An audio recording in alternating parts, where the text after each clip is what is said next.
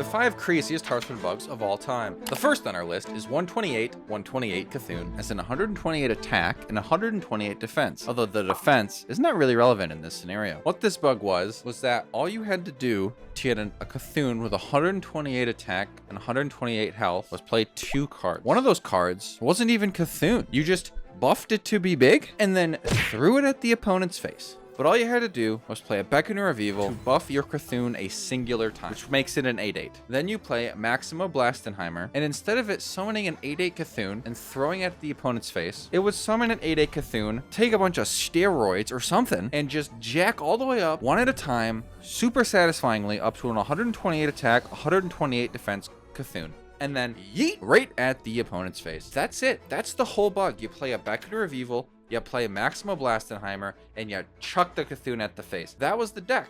And you run just those 3 minions so that Maximo Blastenheimer is guaranteed to pull Cthulhu if you've already drawn and played the Beckoner of Evil, and you have things like tracking to find it. Some interesting things with this bug is that the current game director at the time, Ixar, actually played it, and years after playing it, sent out this legendary tweet when responding to a Zeddy tweet about how you shouldn't deck shame people. He said, agree, and posted a picture of Maximo Blastenheimer referencing to the years prior where he played this bug deck and got a little flack for it, which I think is just hilarious. This is such a great tweet. Despite how powerful it may seem, wasn't actually that powerful competitively. I mean, it probably didn't feel good to lose to because they just like play a card in 6 and you instantly die. It's like if they draw it, you lose. But it wasn't consistent enough to actually have like a strong enough win rate consistently enough. So it was kind of more fun than pain, but obviously losing to 2 cards never feels good, no matter when it happens.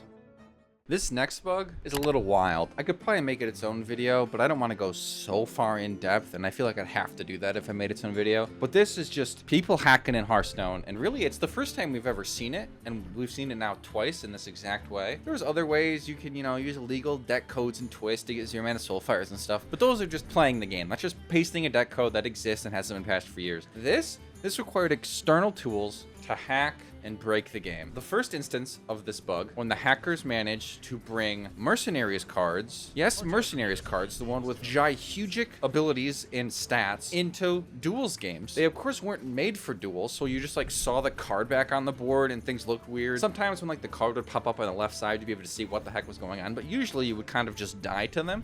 But the hackers realized they could take it one step further than the Mercenaries cards and looked at adding uncollectible cards such as quest rewards like the Shard and Priest that instantly wins the game into their deck, just as a standalone card. And since we're doing that and we're in Duels, why not cheat Duels passives into our deck as well and start the game with 10 mana? And okay, I mean, if we're gonna do that, I mean, what's the big deal in going one step further and making it so that this quest reward starts in our hand every game, and let's say we always go first, huh? Or if you want to add real insult to injury, you do what they did to this poor Paladin, and you let the Paladin go first with 10 mana, but you make it so that when they play their cards, they just evaporate into the ether. Where'd this man's cards go? He just played 4 cards. He's just a Chad listening to Raffle in the background, having a good time playing some Hearthstone. Nope. No card playing for you, buddy. And then the Shard comes out. But let's take it one step further. Let's hack even better, baby. And let's bring developmental cards, dev cards, into the game. What are dev cards, you ask? Well, they're cards that the developers and testers use when actually making the game Hearthstone before we ever see. They're in the game files, but they're not actually in any of the game modes or any of the actual game. They could also bring in solo adventure cards, which were not designed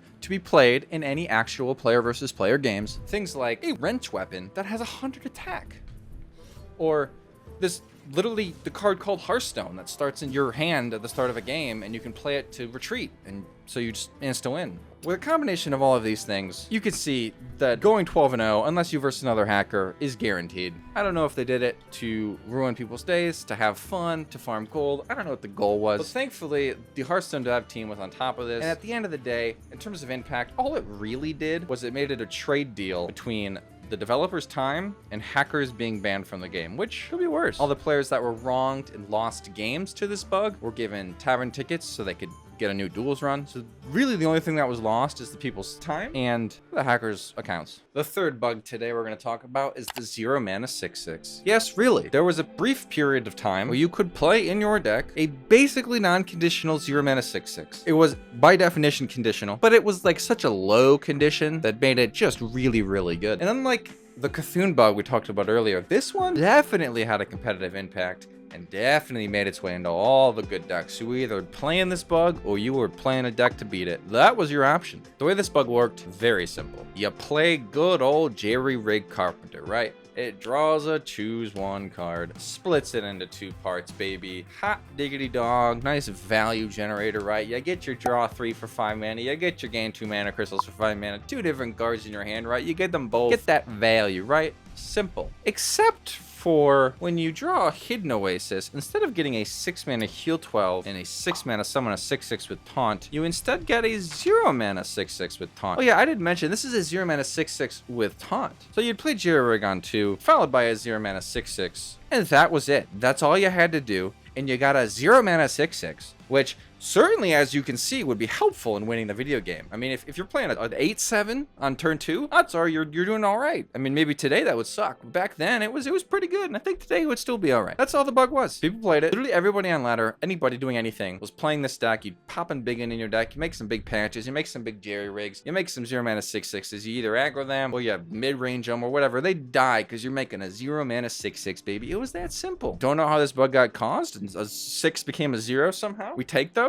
or we don't, depending on whether or not you loved or hated this, but it happened, and that was the bug. It was pretty crazy. It was pretty cool. This is one of those bugs I didn't mind because it kind of left a fresh metagame for like a week and a half or 2, which in Wild sometimes it sounds crazy, but having a bugged metagame like this where it's like super polarizing with one deck, kind of a breath of fresh air because it, like, you know, it was change. You get change, and then when they fixed it, you got change again, which is not always a guarantee in Wild when there are things that happen. So that's pretty cool. Skipping turns, baby. That's right. Our 4th bug on this list. It's more than one bug. It's many bugs. It's an all-encompassing issue where you make it so that your opponent can't have a turn. You skip their turn. My turn now, bucko. I'm not talking about time warp, okay? And making multiple time warps. It's egregious enough I'd like to call it a bug too, despite it still being good after a bajillion nerfs. I'd love to get it out of the game, classifying that as a bug, but that's not what we're talking about here. We're talking about literally skipping your opponent's turns by abusing or breaking just the way turns work in the game. This comes in many different forms. Most notably, I think infamously, it comes with the good old classic legacy 9 mana Nazadormu, where you make turns 15 seconds long. The way that this works is very, very simple. You play the Nazadormu, you make the turn timer short, and then you do something else with your mana to make animations really long. And those times that they're displaying animations is actually bleeding into the turn timer of the opponent. So while their 15-second turn starts, they're watching your animations go off on the top left of their screen. And then by the time that they can actually play their cards, the rope is basically done, if not all the way done. And then it goes back to your turn and skips their turn. One way you can do this, back like 9 years ago, is you have Nazadormu in play and you just cycle Brewmasters back and forth, and then they have to watch those animations after the fact. The good old barrel being thrown at the speed of ants walking across a lake. I mean, like, those barrels are like going through sludge. It's crazy. You're like, whoa, look at that barrel go. Oh, let me take it back. Oh, look at that barrel go. And so you skip their turn. This is seen in many forms. You could do it with end of turn animations, jousts, choose one effects going off with Jades, seen in this Syria video, all sorts of times. Toast did it with like Shadow Visions, Infinitely. It's really all the same, despite sludge time existing and being designed to stop this. For those who don't know, sludge time is actually a time they've built in to compensate for additional animations that come after. But for whatever reason, in these instances, it didn't stop it, and your opponent literally didn't get a turn. And you can very clearly see how this is unfair, but if we're really serious, I think it's unfair for my opponents to play cards against me, so we can call it even. The reason I didn't just call this like Nazadormu for the number 4 bug here is you can also do it with other cards. You could do it with Shudderwalk. You play Shudderwalk, you load it up with a bajillion animations, you play it. That's been done. It's about what you can imagine, right? You have really slow animations, you have loads of them, you play it, you hit the end turn button immediately. They just don't get a turn. It is what it is. There was a popular deck back in the day called Hostage Shaman that would do this, where you'd have armor vendors or other armor gaining. I don't know, the armor vendor was out at the time. But you'd have in your battle cry a way to gain armor and a way to skip your opponent's turn and a way to get your Shudderwalk back. And all you would do is skip their turns while gaining armor until they just conceded. I mean, you'd waste hours of their lives. I hope that the opponents in those situations got up from the game, because then really you're wasting a person's time who's playing the deck. But it's really funny. And I don't think there's currently any way to skip turns, although actually there almost certainly is. So there's none that are like currently being talked about and discussed and abused currently, but it's always something to keep an eye out for. It's really prevalent for whatever reason, skipping opponents' turns. They've done a lot of reworks to try to fix Nosdormu and fix these issues and improve sludge time and improve how our animations work and improve how your turn timer is calculated. Hopefully we don't see anything super duper broken like this in the future, but a lot of nostalgia, honestly, of me looking back on some of these. People felt like such wizards when they'd figure this stuff out, and nowadays we've figured out and have much more advanced things in the game, such as our 5th bug, the jiggle.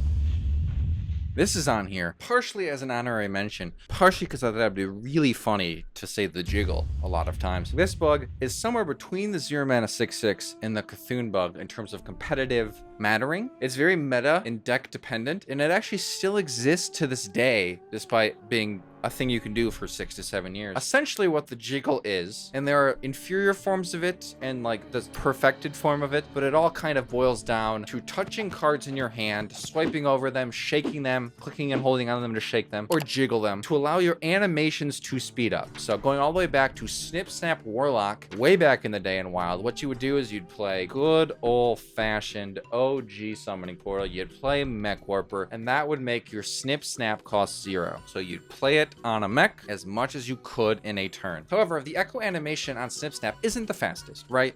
You play it and it goes whong, and then moves to the left or the right, whong, moves to the left or the right. But the jiggle allows you to speed that up with no exploits, with no cheating, just clever use of your mouse and your cards. In the wise words of this guy, and it's just as fast as your graphic can go. Well, what if players found a way to make it so that their graphics could happen faster? Woo! That's the jiggle, baby. The most simple, rudimentary form of this is you play Snip Snap, and then you drag your mouse from left to right over your cards. That will literally speed up the animation time so you can play more Snip Snaps in a turn. You can even do this on mobile to get up to as much as like 28 to 30 Snip Snap plays in a turn without cheating. The slightly more rudimentary form of the swipe, which is more mobile friendly, is just kind of touching and clicking a card a few times. You can't really properly jiggle on a mobile, as seen here in this post, but he is touching a card a few times, which is speeding up his animations, allowing him to play more Snip Snaps. The actual correct way to do this is a little bit more nuanced, where you click and drag at just the right amount and just the right amount of time so that your mouse can get back to the Snip Snap and play it as soon as you can to then put it on the mech. Because one thing people don't know is that you can actually sometimes play cards before they have visually rendered. This was seen most prominently in Null Rogue, where you'd get your 0 mana Null and you'd use Sonya when it dies to make a 1/1 of it, and then you'd get infinite 0 mana 1/1s, and you'd want to be able to play these nulls as fast as you could. What you could actually do is you could swipe your mouse where the null would be or where the Elven Bow would be, and then you could play the card before it visually rendered by playing essentially the hitbox in the area the card would be onto the board. For whatever reason, the jiggling of the card cuts off the animations, allowing you to play more Snip Snaps. I don't know if this works in like Ignite Mage or what, if like because you're drawing a card versus like repeating a card in your hand. I assume it doesn't. But anytime you want to speed up animations, you're playing a lot of things from hand, try swiping your hand, try jiggling some stuff, and compare that. And I think you'll be surprised with the result. Part of the reason I'm talking about this is because if you look on the greater